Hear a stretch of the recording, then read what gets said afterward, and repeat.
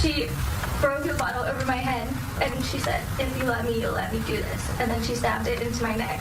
But it's not just buyer beware on Craigslist. Sellers can also be at risk. I ask that the defendant be held without bail on murder. Take the so-called Craigslist killer, Philip Markoff. In 2009, he was a 22-year-old medical student at Boston University when he allegedly found Julissa Brisman on Craigslist, advertising her services as a masseuse. She was later found handcuffed and shot to death in a Boston hotel. Philip Markoff was taken into custody this afternoon about 4 o'clock. Philip Markoff was arrested for the murder of Julissa Brisman on April 14th. Markoff was taken into custody after this surveillance footage was released, showing him leaving the hotel where Brisman's body was found. It appears that Ms. Brisman put up a fight.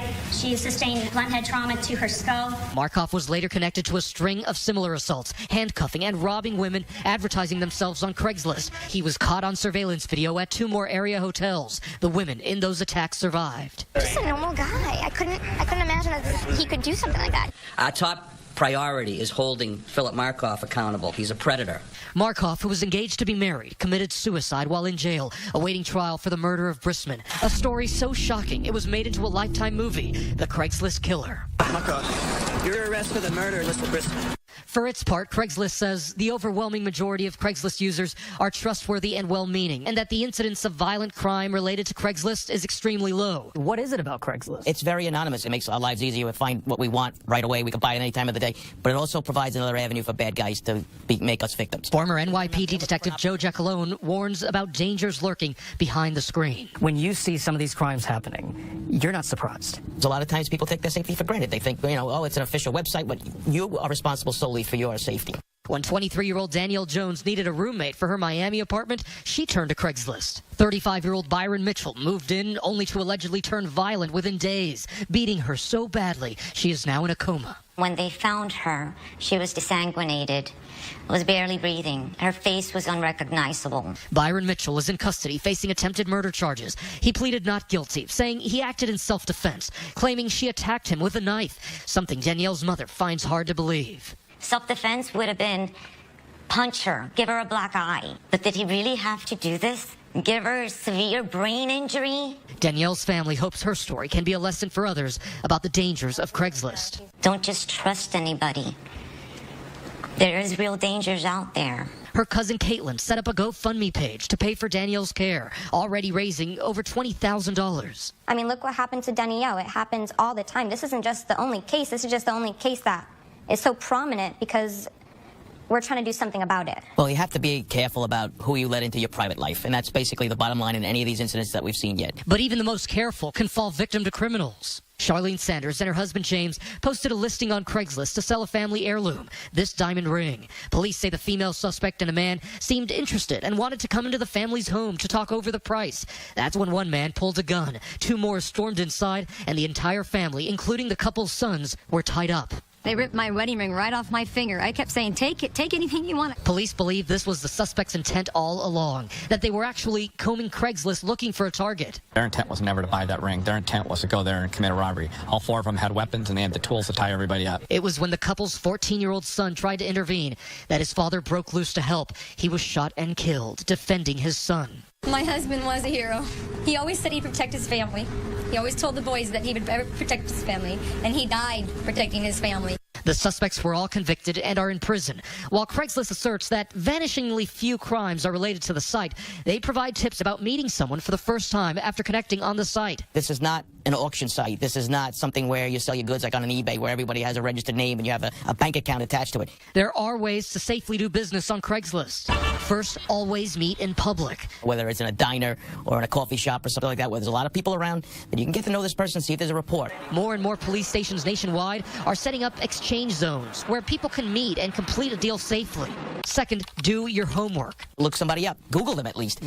Find out who they are. Look at their photographs. And watch out for red flags. Just even the email address that the person uses, right? See if they have something that you can verify. The jury is now deliberating Dinell Lane's fate. Her attorney arguing she never intended to hurt Michelle Wilkins. Her life forever changed by that Craigslist meetup. For Nightline, I'm Gio Benitez in New York.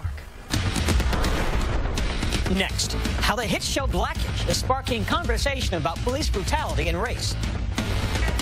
And later, the video from the White House went viral. The 106-year-old woman with an unbelievable amount of energy.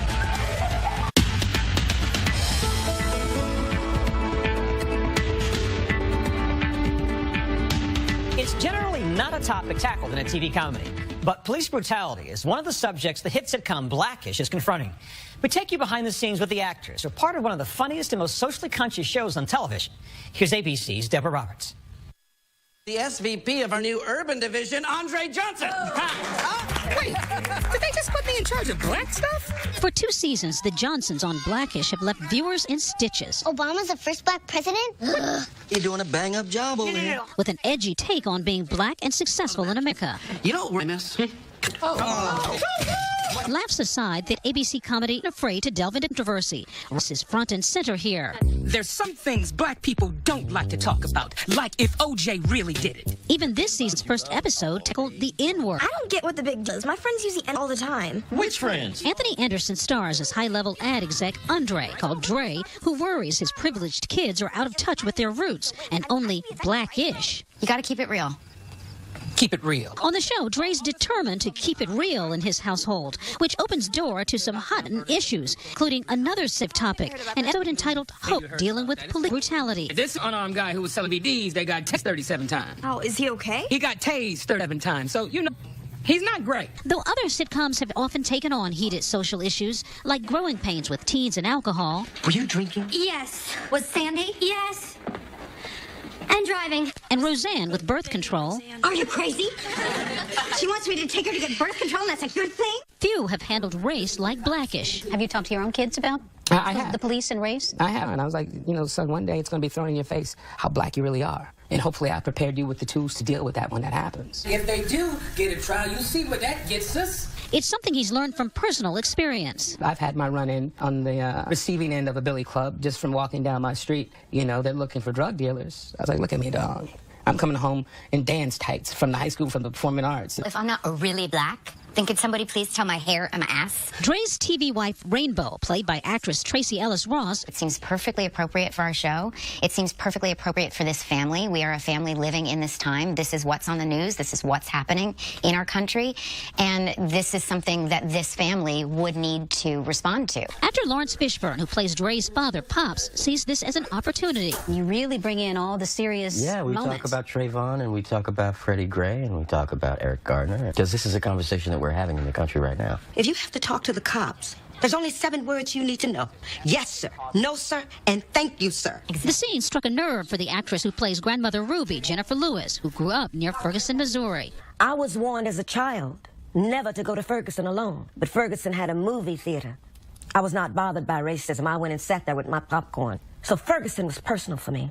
Kenya Barris created Blackish to fill what he said was a void on TV. Because there's so few examples of people of color on television, a lot of times the few examples that are become sort of the voice piece for America. In fact, Blackish prides itself on being politically incorrect. Were you worried about the name Blackish in the beginning? I was worried about it, and now I can't think it being called anything else. That was the big difference between us and The Cosby Show. That's why I stuck to the name Blackish. That family was about a family that happened to be black, and this was about a family that was absolutely black. We wanted to know how you think a black guy would say good morning.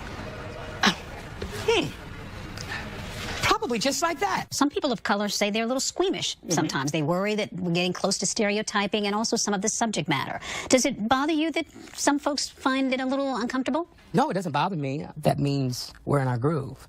That means we're doing what we set out to do. You know, and any time that you're trying to say something of relevance and importance, it's going to make people uneasy. Did you feel when you were raising your kids and you are first generation successful that there were times where they're just kind of blackish, not quite? Oh, yes. My son came to me at 12 years old and said he didn't feel black. I understood where he was coming from, being a 12-year-old kid, born into privilege. And then my family's still living in Compton and in Watts. And when he sees what's going on around this country with young black men, and, you know, that's not his experience. Still, comedy's the cornerstone of Blackish. We got a taste during our set visit. As I said, we are moving on up. As they say on Cribs, this is where the magic happens.